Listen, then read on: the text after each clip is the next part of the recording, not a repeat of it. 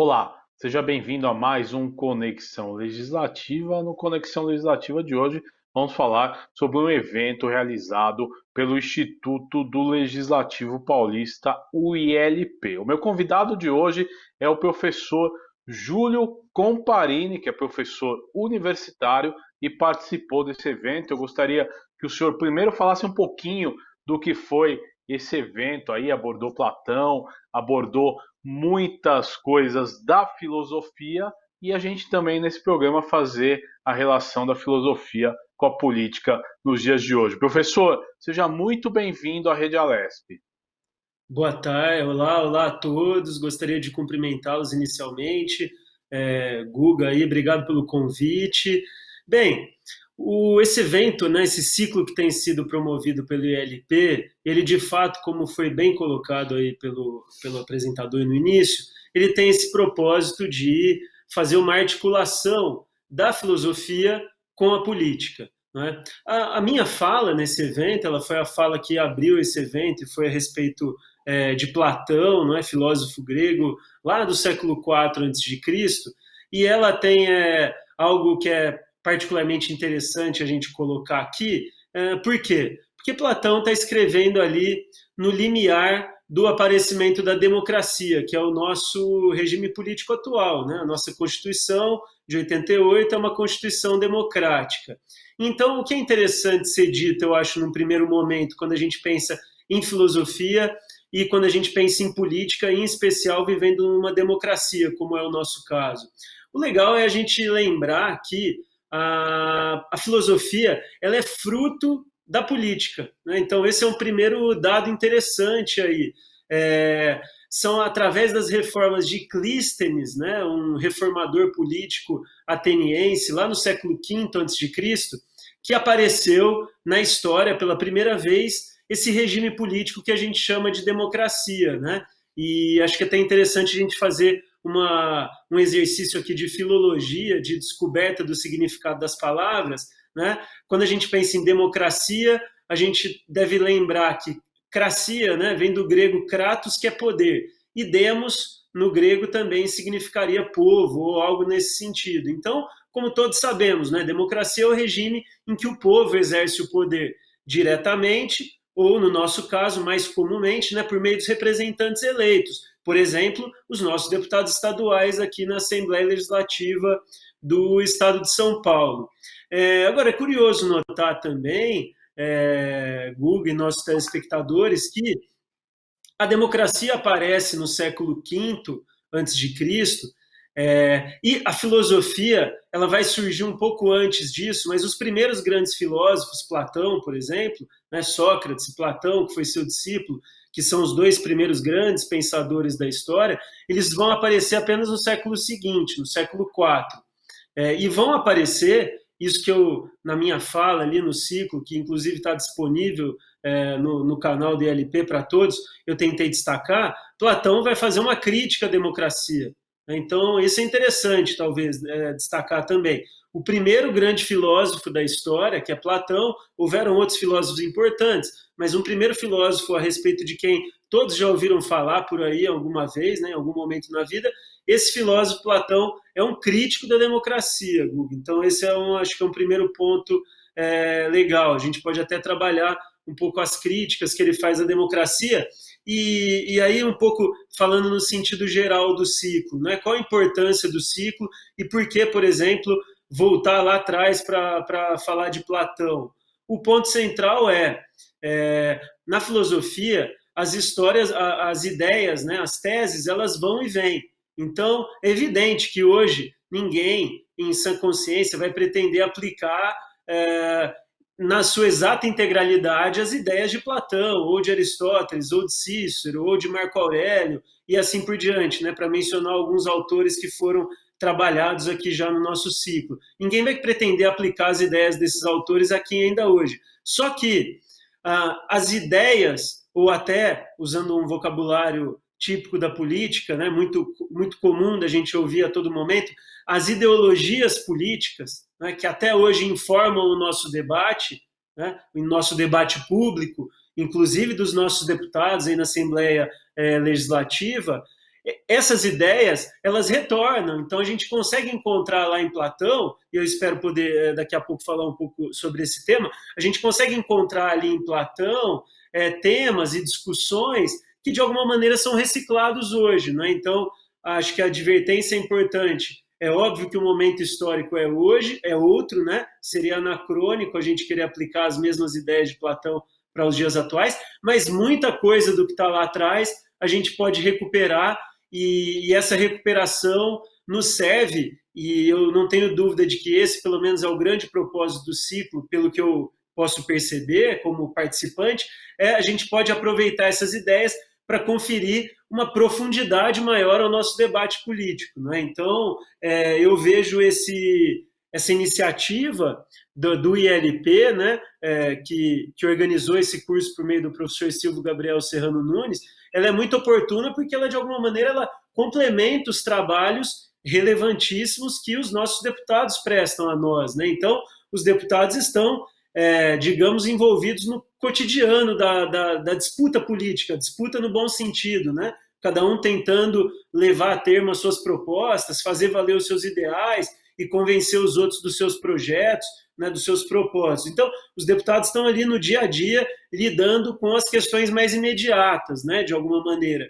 E o ILP, por meio desse ciclo, de alguma maneira complementa bem o trabalho dos deputados na medida em que nos oferece essa oportunidade de resgatar ideias que, por mais que os nossos deputados, os nossos parlamentares não se refiram a elas a todo momento, quando estão proferindo seus discursos, defendendo suas ideias, elas estão por trás desses projetos, né, dessas visões de mundo todas. Então, eu acho que assim, esse ideal de democracia, de discussão, a nossa democracia já não é mais a mesma que a dos atenienses, evidente, né? A principal marca é que a deles era uma democracia direta, a nossa ela é semidireta, né? Ela é sobretudo representativa. Os deputados nos representam, né? Agora, a principal marca que faz com que tanto aquilo que existiu em Atenas no século V, como que nós temos hoje, possam ambas as coisas ser chamadas de democracia, a principal marca é essa possibilidade de falar, de defender diferentes perspectivas, né? A possibilidade de todos terem esse direito à palavra, tá? Os gregos davam um nome a isso, que era a possibilidade de isegoria, era a possibilidade que todos tinham de falar e de serem ouvidos na Assembleia. Agora é interessante, Júlio, dentro de tudo isso, né, a gente começar fazendo o resgate aí de Platão, de Aristóteles, de Marco Aurélio, e o que eles, né, tinham nos seus pensamentos que hoje é latente, hoje é frequente na nossa democracia, e aí nós vamos também para a analogia da política atual, que é uma política aí que vem sofrendo transformações com as redes sociais e com outras ferramentas que aparecem aí com a tecnologia. Legal, Guga, bem ponderado aí. Vamos tentar ser bem direto para pensar num tema que nos afeta diretamente hoje, né? Esse mês, esse ano que nós estamos vivendo, e que estava sendo discutido lá, por exemplo, já nessa época da Grécia Antiga, por exemplo. Né? Vamos pensar no tema das fake news, que é um tema do momento aqui no nosso país. Né? Então, inclusive, há projetos de lei no Congresso Nacional, essa situação de fake news é alvo, né, é um tema que é objeto de discursos de vários parlamentares aqui da Assembleia Legislativa, cada qual com uma postura diferente, com uma visão de mundo diferente a respeito desse problema das fake news. E a gente pode, então, como eu disse a você, ir lá atrás em Platão e tentar resgatar alguma coisa aí sobre essa temática. Pois bem, por onde caminha, né? Por que vias caminham as críticas que Platão faz à democracia? Platão é um crítico da democracia ateniense, aquela fundada a partir das reformas de Clístenes, que eu comentei agora há pouco. Platão era um crítico desse modelo que entrou para a história e ficou tão famoso, exatamente porque Platão era defensor de um outro modelo, de algo que a gente pode designar de um cognitivismo político. Né? Cognitivismo é uma palavra que vem de conhecer, e conhecer, para Platão, tem a ver com conhecer a verdade. A verdade.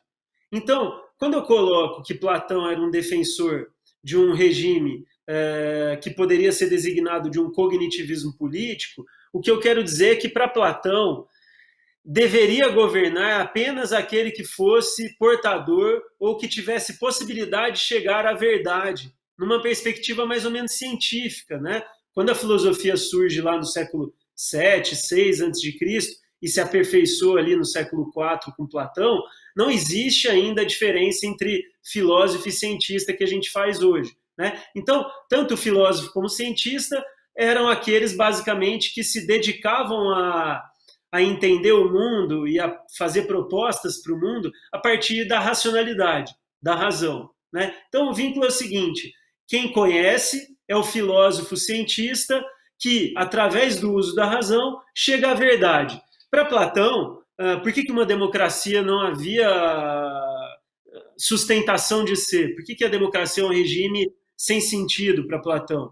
Porque para Platão, e vejam, isso é hoje até importante para nós, eu acabei de me referir a essa ideia, Platão vai dizer, bem, a democracia é o regime em que todos são tratados como iguais, todos têm direito à palavra, né, e todos têm essa reconhecida dignidade igual em suas falas, né? Tentando ser um pouco mais claro até, tudo aquilo, todas as minhas ideias, eu tenho o direito de proferi-las, e você que nos ouve tem o direito de contrapor as minhas ideias ou de se engajar junto com as minhas ideias e pode entender que sua posição é tão importante quanto a minha, né? Esse é o ponto. A marca da democracia é ser igualdade, né?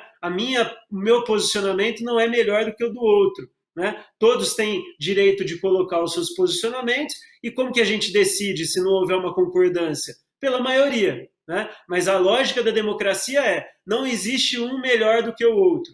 Todos estão no mesmo nível. E para Platão, né, para a gente encerrar essa primeira ideia que eu acho que é fundamental, e para Platão, como é que funciona?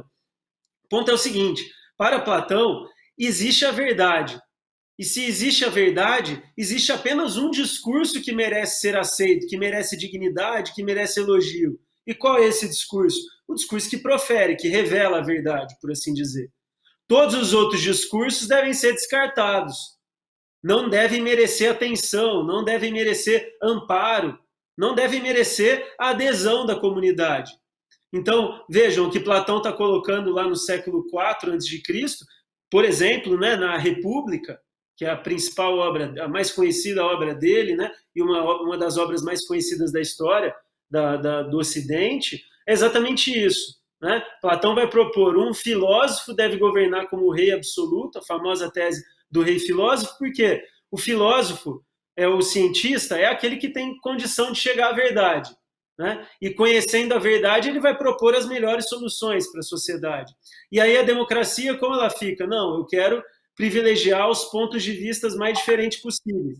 E aí, recuperando esse dilema, né, esse debate para os dias atuais, a gente vê como fica essa discussão atual das fake news. Né? Então, existe exatamente a verdade? Né? Quando a gente pensa em fake news, a gente vê uma valorização do bom jornalismo, né? Como jornalismo que nos entrega notícias que de fato correspondam com a verdade. Né? Então, a gente vê nessa dinâmica aí dos problemas atuais das fake news, como o bom jornalismo é relevante, né? Isso tem, acho que, sido muito bem apontado como uma das formas de solução desses problemas, né? Das notícias falsas. Então, o ponto que eu gostaria de destacar para encerrar esse primeiro momento de fala é esse, né? O problema das fake news nos mostra que a gente precisa ainda, né? A gente abandonou Platão, não é? Todos que estão nos ouvindo aqui sabem disso. Ninguém vai achar que é pertinente para os dias atuais a gente defender que um filósofo deve governar de maneira absolutista e só ele deve decidir. Não, muito pelo contrário. Né? Todos os participantes do ciclo, todos na Assembleia Legislativa, estamos convictos aqui com os ideais que restaram consagrados lá na Constituição de 88, que são os ideais da democracia. Né? Então, esse é um ponto pacífico. Agora, vejam só como a filosofia nos mostra essa eventual necessidade de a gente tentar aproximar noções opostas. Né? Se de um lado a gente está firme e fechado com a democracia, de outro a gente está vendo como Platão ainda hoje tem algo a nos dizer. Né? Platão dizia lá atrás, um regime político que não se preocupar com a verdade, ele tende, inclusive, vejam só o alerta que Platão coloca, interessante, né? Para Platão, o regime que vai suceder a democracia é sempre uma tirania. Então, é uma advertência importante para nós, né? E se a gente não quer concordar com Platão nas críticas que ele faz à democracia, vale a pena a gente pegar essa crítica que ele faz, né? Ele diz que na democracia há um certo desrespeito por essa ideia de verdade. Então, acho que esse tempo que nós vivemos de problema de fake news é mais do que oportuno para a gente resgatar esse apontamento crítico que Platão faz à democracia, por exemplo, né? E ver de que maneira nós podemos, ainda que de maneira democrática sempre, nos reaproximar, pelo menos em alguns âmbitos, em algumas instâncias da vida, a essa noção de verdade que era defendida por Platão lá no século IV a.C., né? Então, acho que esse é um ponto bem interessante, né? Como eu falei, no geral, é óbvio que esse tema é muito complexo, daria um outro programa, mas, no geral, quando a gente vem discutindo na atualidade esse problema das fake news, que afeta diretamente a política, as eleições, inclusive, né? No geral, a saída que tem se demonstrado como sendo a mais viável, né, e a mais produtiva, digamos assim, como eu disse já há pouco, é a valorização do bom jornalismo, né, daquele jornalismo realmente pautado em investigação dos fatos, bem articulado, bem construído, né, não aquela coisa muito frágil que às vezes sem prova nenhuma, baseada em abstrações, especulações, que não sempre, né, mas muitas vezes é a marca do conteúdo sem origem definida que circula nas mídias sociais e assim por diante. Então, a primeira mensagem que eu poderia deixar é essa, né? Platão, um crítico da democracia, que vê na democracia um problema de falta de consideração, por assim dizer, em relação à verdade, né? Vejam só, nós vivemos esse momento novamente, né? Nós estamos vivendo novamente esse dilema nos dias de hoje. Então, acho que esse é um primeiro ponto bacana da gente ver, né? Então, como é que um autor lá atrás, mais de 20 séculos atrás, conseguiu enunciar uma certa tensão entre democracia e verdade que nós vivenciamos agora no século XXI. Agora é interessante, né? Dentro desse pensamento, você falou das fake news e essa polarização que nós temos hoje, campos, né, diferentes, disputa de ideias, às vezes até de forma violenta. Já se via isso na época? Olha, Guga, disputas políticas sempre houveram, não é? Tem uma passagem interessante, né, do Montesquieu, que é um autor francês já do Iluminismo e tal, já bem posterior, do século XVIII aí. Ele vai dizer assim que na modernidade o comércio substituiu a guerra, né? E a política existia tanto na antiguidade como lá nos tempos atuais. Mas existe uma ideia de que, pelo menos a partir da modernidade, entre os historiadores da filosofia, que, digamos assim, as guerras por política, elas tendem a cessar, né? Isso é uma coisa que deve ser considerada até verdadeira, mas, claro, muito relativamente, né? A gente passou no século XX por duas grandes guerras mundiais e que por trás, né, de interesses econômicos que existiam, claro, né, mas existiam ideologias opostas ali. E como você está colocando muito bem aí, os dias atuais são marcados, né, acho que sobretudo no Brasil, a gente não tinha tido tanta notícia disso no período pós-democrático, né, de algo que vem acontecendo aí nos últimos 2, 3 anos, talvez, uma grande polarização política. Vejam, a disputa, né? E aí você me pergunta, então, essa disputa muito acirrada, digamos assim, de ideologias, ela já existia desde então? Olha, para ainda ficar em um exemplo ali da época de Sócrates e Platão, basta a gente lembrar que um dos motivos pelos quais Platão, um motivo mais de ordem pessoal, digamos assim, pelo qual Platão, por exemplo, criticava a democracia, tem esse motivo mais teórico que eu já trabalhei, a questão da verdade, mas existe um motivo de ordem pessoal, que é um dado histórico também relevante, muito importante. Sócrates, aquele que é considerado o pai da filosofia, né, que foi mestre de Platão, ele foi condenado à morte pela democracia ateniense, né? Foi condenado à morte por 500 jurados. esse evento está ali narrado por Platão num texto chamado Apologia de Sócrates. Então, eu acho que isso já é um primeiro, uma primeira marca histórica, né? Um primeiro evento histórico que confirma, acho isso que você bem colocou, quer dizer, a sua dúvida aí, se essa polarização já existia. A resposta é que sim, né? Tanto é que a novidade apresentada pela filosofia, né? Quando a filosofia surge, ela vai mexer tanto ali com as estruturas já enraizadas há séculos ali na Grécia Antiga, particularmente em Atenas, né, nessa cidade-estado específica, Atenas, que isso vai gerar uma reação contra a filosofia. Né? Se a gente avançar um pouco mais ao longo da história, eu já mencionei aqui os eventos de guerras mundiais, né, no século XX que a gente lembra muito bem, né, da Guerra Fria, né, que aconteceu na segunda metade do século XX, e a Guerra Fria é um exemplo de uma disputa real, né? Vejam só que interessante aí, aonde que a filosofia se liga com o dia a dia, né, da política e tal. Vejam vocês, a Guerra Fria é uma disputa política real, que todos nós sabemos que aconteceu, tal, e inclusive ainda vivenciamos de alguma maneira o reflexo disso até hoje, baseada, né, uma disputa que essencialmente ela está articulada em torno de uma disputa filosófica, né, entre ideais ali. Você tem o capitalismo de um lado, a visão capitalista de um lado, e de outro lado a visão ali da antiga União das Repúblicas Socialistas Soviéticas, né? Então, o que está por trás do capitalismo de um lado e do socialismo de outro, para falar de modo bem aproximado? Mas são dois ideais filosóficos distintos, né? E quando a gente pensa... Aliás, é interessante fazer uma lembrança aqui para o nosso telespectador, né? Um vocabulário muito utilizado nos dias atuais é direita e esquerda, né? Direita e esquerda. É interessante sempre lembrar que esse vocabulário direita e esquerda, ele remonta à Revolução Francesa, né? Onde os grupos se sentavam, um grupo à esquerda e outro à direita do auditório onde as reuniões aconteciam entre os revolucionários lá franceses. Né, lá no século XVIII. E aí, a partir disso, dessas ideias desses dois grupos, é que passou a ser utilizada essa nomenclatura direita e esquerda. Então, quando a gente fala em direita e esquerda, conservador, liberal, esquerdista, direitista, comunista, socialista, todas essas palavras que, no geral, né, Guga, recuperando aí sua questão, elas surgem muitas vezes num tom acusatório, né, no diálogo hoje em dia, na disputa política de hoje em dia. Então, no geral, se eu digo para alguém, você é direitista, ou você é esquerdista, ou você é capitalista, você é liberal, não sei o que lá, eu digo isso no geral com um tom meio acusatório, né, como se isso fosse ruim, como se isso fosse equivocado. Mas o que está por trás dessas noções?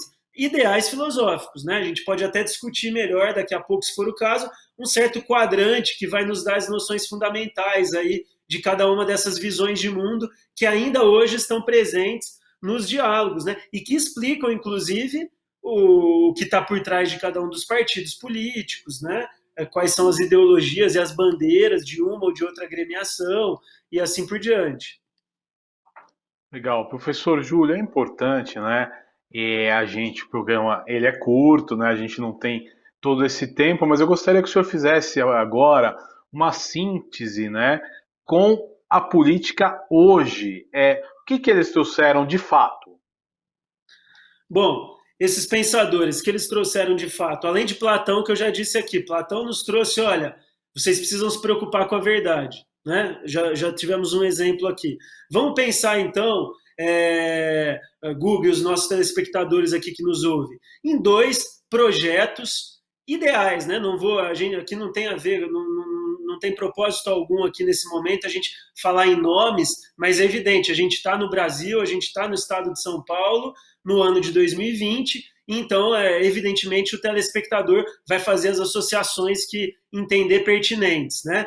Mas o que propõe, então, de modo muito aproximado, mas o que vai propor alguém que defende ideias mais liberais à direita nos dias de hoje, né? E esse alguém que defende essas ideias, ele foi buscar essas ideias em pensadores como Adam Smith, ou, no caso do conservadorismo, como Burke, que é inclusive assunto de um dos temas aí das nossas conferências nesse ciclo, né? O que essa pessoa com ideais um pouco mais à direita e aproximando um pouco o conservadorismo e liberalismo em certos aspectos, o que essa pessoa vai defender em termos de tamanho do Estado? Bom, eu defendo um Estado reduzido, que assuma para si menos funções, né, menos tarefas, e possa dar mais liberdade, portanto, para as pessoas gerirem sua vida da maneira como acharem melhor. Se esse Estado, é importante destacar para os nossos telespectadores, se ele tem menos funções para desempenhar, ele pode cobrar menos tributo das pessoas. Né? Essa é a contrapartida. Alguém que tem menos obrigações, esse alguém precisa de menos dinheiro para realizar essas obrigações. Né? Então, essa é uma visão de mundo. Né? Essa é uma primeira visão de mundo. Não, o Estado cuida apenas de alguns pontos muito essenciais, digamos assim, segurança pública, né? E o cumprimento dos contratos, né? Um liberal clássico diria isso, né? A função do Estado é apenas cuidar da segurança pública e assegurar que as pessoas cumpram aquilo que elas contratam, cumpram os seus contratos. A função do Estado seria essa. Então, uma direita de um lado. À esquerda, que visão que nós teríamos? Não, as pessoas, se forem deixadas à sua própria sorte, por assim dizer, não vão conseguir atingir condições minimamente adequadas e dignas de vida. E se elas não vão conseguir por conta própria, o Estado deve assumir para si essas funções. Né? O Estado deve cuidar dessas pessoas. O Estado deve ser responsável por dar saúde, educação, cultura, transporte, lazer, previdência e assim por diante. Então, uma outra visão de mundo, calcada em filósofos que têm esse outro tipo de ideal, né? De que as pessoas, se deixadas livremente, soltas no mundo, né, em reunião na comunidade política, não irão conseguir, digamos assim, atingir um patamar minimamente viável e digno de vida. Né? Então, quando a gente vê na política no geral, ou entre os nossos parlamentares, esse tipo de diálogo, né, na tribuna ou em outros âmbitos, né, em textos que publicam, em vídeos que gravam para o YouTube e tal, quando a gente pensa nisso, a gente deve então considerar esses ideais que estão por trás. Né? E esses ideais que estão por trás são todos calcados em filósofos, tudo bem? A gente deu aí o exemplo, por exemplo, de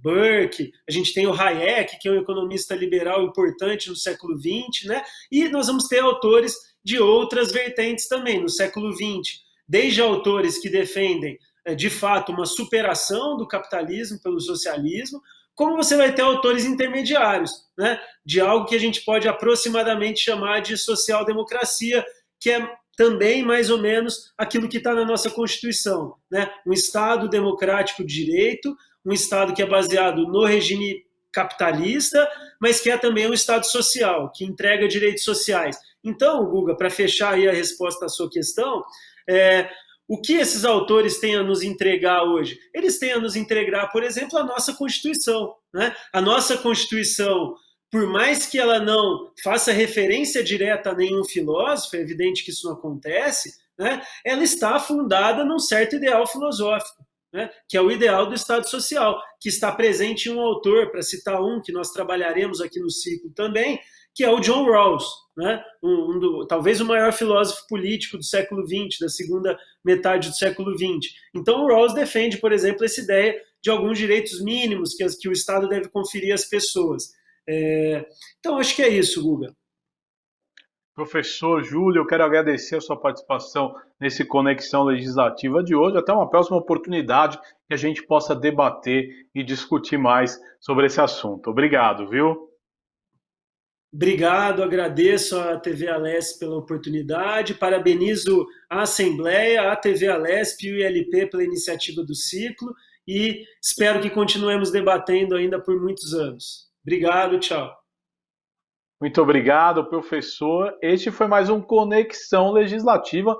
Falamos hoje do ciclo de palestras que o Instituto Legislativo Paulista promove aqui na Assembleia Legislativa. Você pode ver e rever este e outros programas em nosso canal no YouTube. Até nosso próximo encontro. Tchau.